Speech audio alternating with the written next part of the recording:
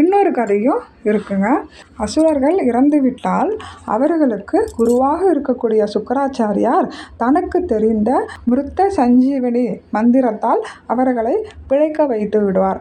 எனவே தேவர்கள் தாங்களும் இறக்காமல் இருக்க ஏதாவது வழி உண்டா என்று பிரம்மாவிடம் கேட்டனர்.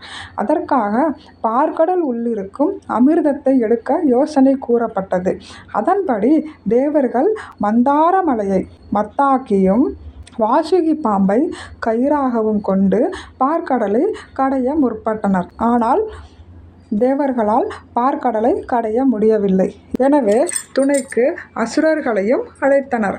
அசுரர்களும் தேவர்களும் சேர்ந்து திருப்பார்கடலை கடைவதாகவும் கிடைக்கும் அமிர்தத்தை பகிர்ந்து கொள்வதாகவும் முடிவு செய்யப்பட்டது. வாசுகி பாம்பின் தலைப்பகுதியை அசுரர்களும் வால் பகுதியை தேவர்களும் பிடித்து மந்தார மலையை கொண்டு